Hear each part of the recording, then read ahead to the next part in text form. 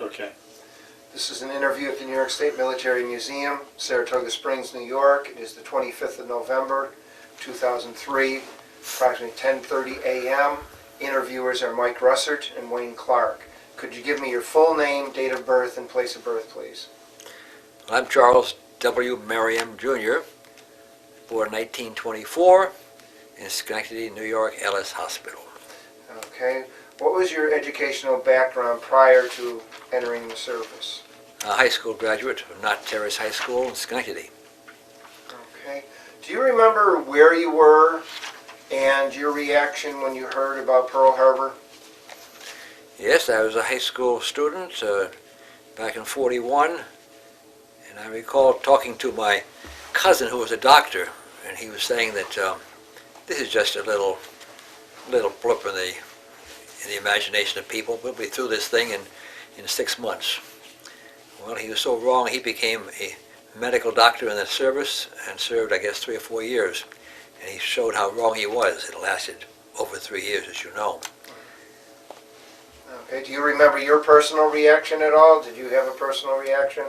Well, actually not, because at that time, back in '41, everybody was pretty isolated, and they were in our little Schenectady, and we didn't think much about service or wars or anything else. We were just going along in a very happy way, and then some people started to get killed, and then some of our people in our classes volunteered for the service, and they didn't come back. Then we started to think about it. Mm-hmm.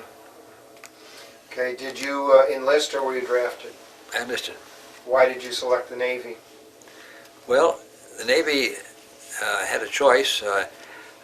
I always felt that it's better to be on top side of a ship than it was behind my knees in a foxhole. And I also thought the advancement was better. And the quality of people that were in the Navy, I thought were great people, and I wanted to join forces with them. Okay. Where did you go for your basic training? Well, I was very fortunate to get in the V-12 program. And perhaps you know about the V-12 program. And I was very fortunate the fact that I went to college, Hampton-Sydney College in Virginia. It's a small college of about 650 students, men there only, there were no women.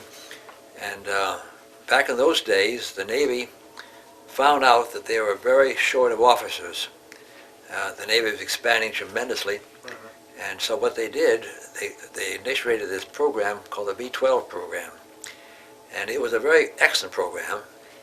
Within 6 months, they had selected out of 1,600 applicants, colleges across the nation. They honed it down to 131 colleges. And they took these colleges and turned them into small naval academies. And little Hampton-Sydney, for example, everything was changed. And I was very fortunate to be born when I was, because I was in the first class. And July 1st it started in 1943. And since I had been to Hampton-Sydney for that first year as a freshman, I got my orders back to the same college, which was very nice because but when I came back in the fall of '43, the whole thing had been changed. It was a little naval academy where everything was ladders, no more stairs. Scuttlebutt was no more drinking fountains. It was all scuttlebutts. The heads were bathrooms, as you know. And we turned into a great little naval academy. And we had a commanding officer who used to be a dean of the college. He knew more about the Navy than I did. But he turned into a very good commanding officer. And we had some people from the fleet who came in to train. All of us were completely greenhorns. And we changed the college into a naval academy.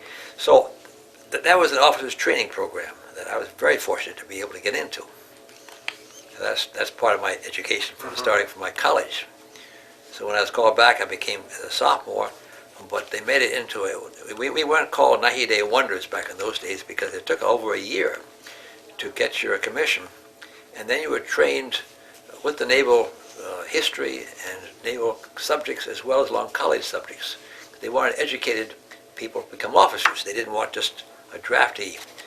And it was a well thought out program, and to me it was amazing because it's all done in about 6 months. And the Navy can move if they want to. And they sure did at that time. So that's what they did. They changed me into a cadet, and then after we graduated back from the V-12 program, we went to midshipman school, and midshipman schools were filled at that time, so they put me into a pre-midshipman school. And they took Asbury Park, which is an interesting town, as you know, and they took two big hotels and made it into another Annapolis. And so for actually 12, let's see, almost 10 weeks, we were trained waiting for the midshipman schools to open. And then the Abbott Hall, our Northwestern University in Chicago opened, and we went out there for 4 months. And those 4 months were concentrated months. And then in January of 1945, they commissioned us, and we became gentlemen in the United States Navy as ensigns, the lowest on the totem pole, but they needed a bunch of us. And the Navy was going so fast at that time. We were fighting 2 wars, both sides of the world, and they had to get people out there to man their ships, and I was one of them. In fact, the V-12 program started with something like 125,000 people who came in the program, and 60,000 finished the program. And I went down to the 60th reunion down in Washington here 2 months ago, and there were only 180 people there from that V-12 program. Now, a lot of them probably couldn't come, but I was quite impressed. All of them were in their 70s, late 70s and 80s, and all over the place. And but from that 125,000 down to that number. So I'm very pleased to be one of the remaining people to be interviewed. Where did you go after you graduated from that program? At the midshipman school. After Northwestern University, you were an ensign. Where did you go from there? Well, I went home for a short leave, and in fact, it was funny when I came home, being a brand new ensign.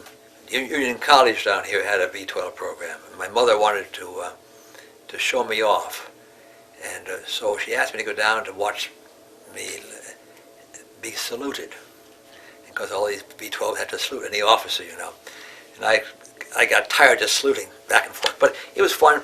But then we shipped straight out to San Francisco, and the war was pretty fought in the Pacific at that time, and they were needing amphibious officers and people who were, well, almost expendable.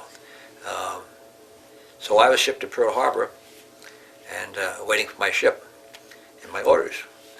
And we waited there for a couple of weeks, I guess, and one day I went to Honolulu just for the day, and when I came back, I found that the orders had been given, and they were shipping out to the Pacific. And I was disappointed, being 18 years old, you know, I wanted to conquer the world and all this kind of thing. And I guess I was 19 at that time. And so I tried to change my orders with somebody else, and they said, nothing doing. You weren't here and you don't get them. Well, all those fellows never came back. So I was very fortunate to have missed those orders, I'm sure. But I waited around, and I finally got a command of an LCT, which is landing craft tank, which is about 119 feet long and 32 feet wide. It has 3 gray marine engines. They have a crew of about 12. There are 10 listed men and 2 officers. And the idea is they go on the beaches.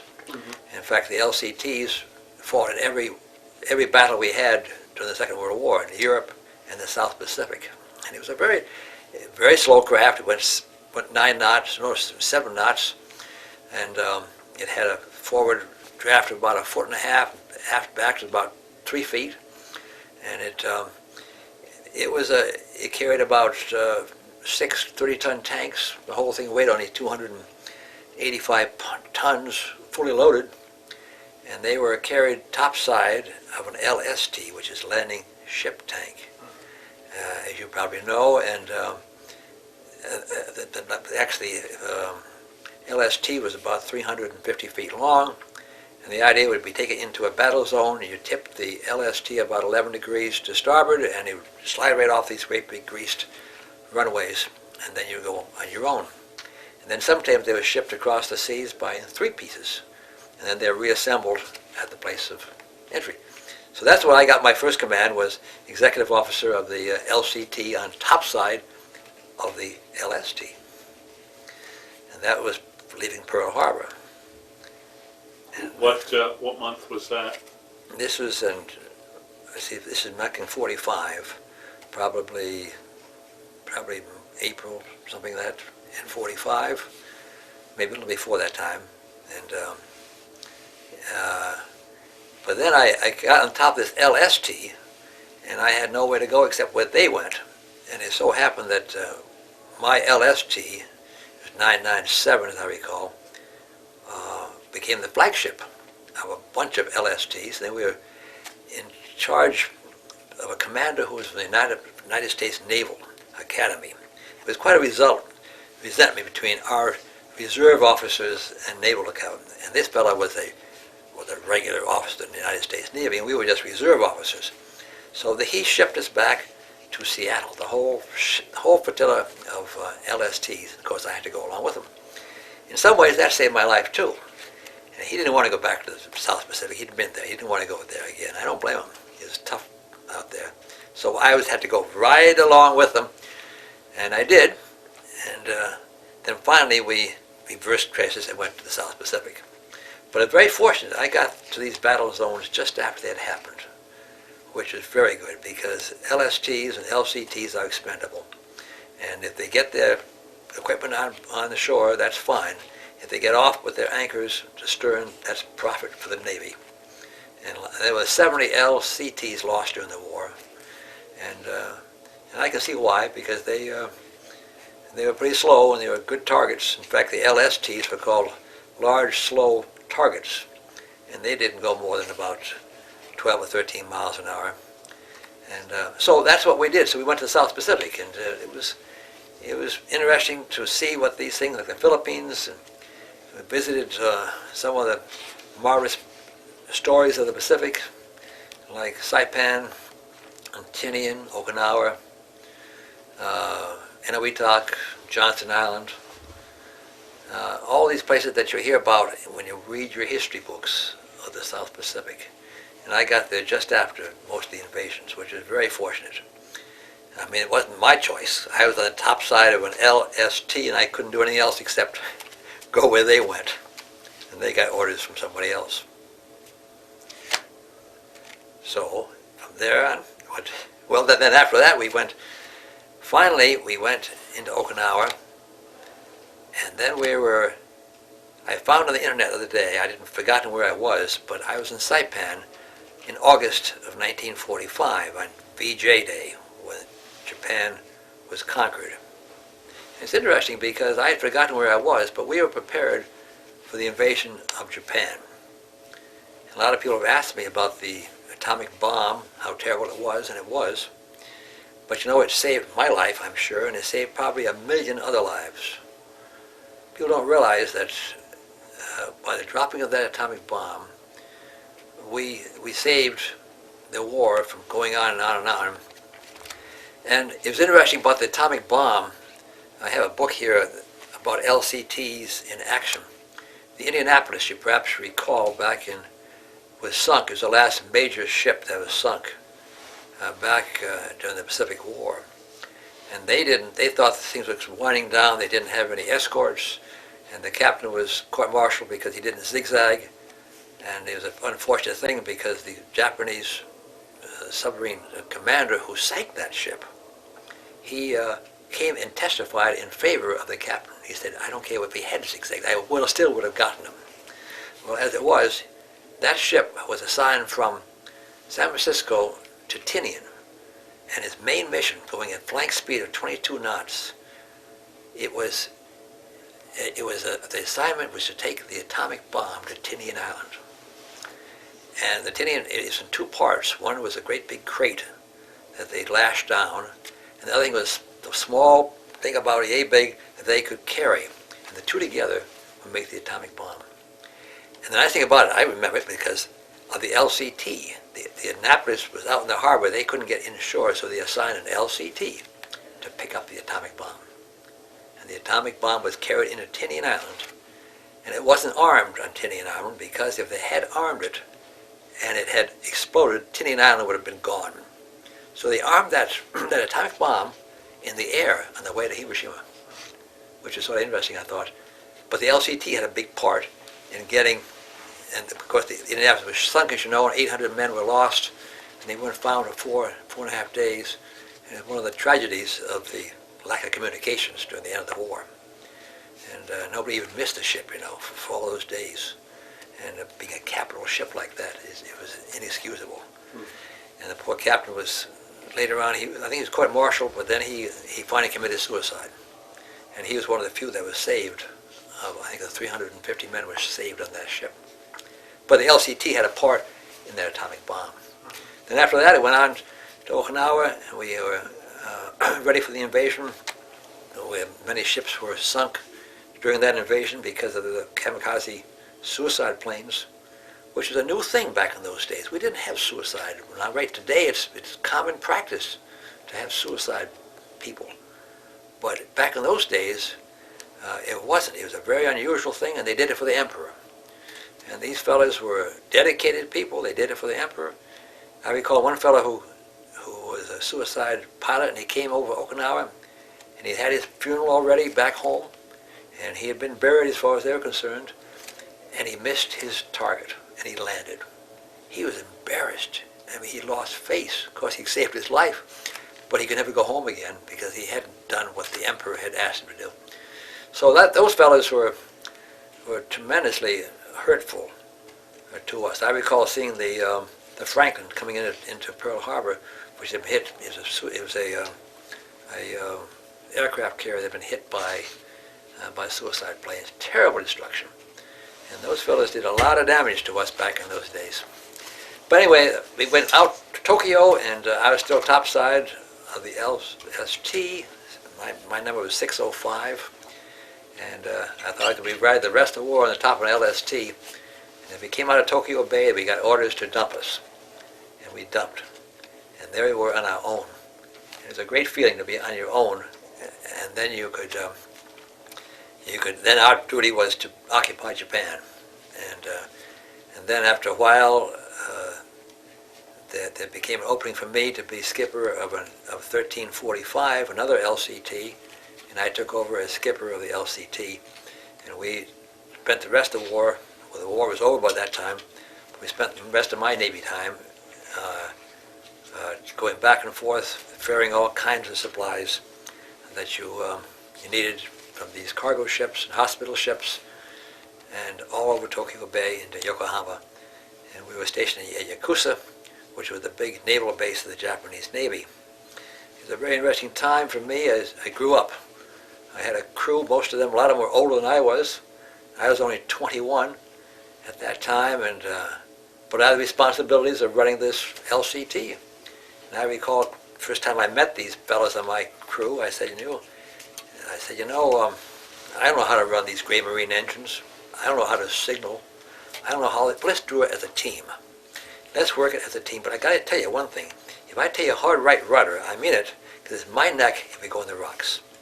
And we worked as a team, and it really worked out fine. Those fellows were all 21, maybe some of them a little older than that, but they all worked as a team. And I was very much impressed on the American people that we had in the Navy. They were all volunteers, and which made it rather nice because back in those days, I don't think anybody in the Navy, most of them were volunteers. The Army, I think, was the other way around. They were drafted, and there were a lot of good draftees in the Army, of course, but we had people who wanted to be in the Navy.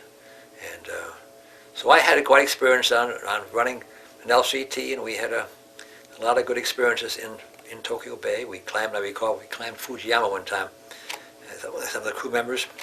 And that was quite an experience to climb it in May. You don't usually climb Fujiyama in May. And I recall we went one day, we went with my crew, went to the big Buddha in Kamakura, which is the greatest Buddha in the world, a great big Buddha. And it's quite an interesting spot of Japan. In the back of that Buddha was a little door. And being curious, I went back inside. Have you ever been inside a Buddha? This great big thing. But they must have expected Americans because they had it in English. It said, "Be quiet. You are in the heart of God." And I was quiet. But the Japanese were very friendly to us. They welcomed us, the people did, and they were most cooperative. And MacArthur did a marvelous job in trying to consolidate that whole government and change it from a theocracy to a democracy. And he did a great job, and the Japanese have benefited ever since. So I was quite experienced to be in the Navy, and after being there for some time, I finally came back after the war in 1946, and came back and went back to my school, and all the credit I had in the Navy was credited towards my college. And rather than finishing in 1946, I finished in 1948 and got a BS degree at Hampton-Sydney College. But the Navy, to me, made me grow up, made me take responsibilities. And of course, being an officer, you had to carry responsibilities. Even though being a lonely ensign, I finally ended up as a junior lieutenant junior grade when I finally came out. But that's still a lowly officer. But it gave you responsibility, and you were expected to do your job. And so I learned from that experience that you could do lots of things you never thought you could do. So you made use of the GI Bill to do that? I did that, came back, GI Bill.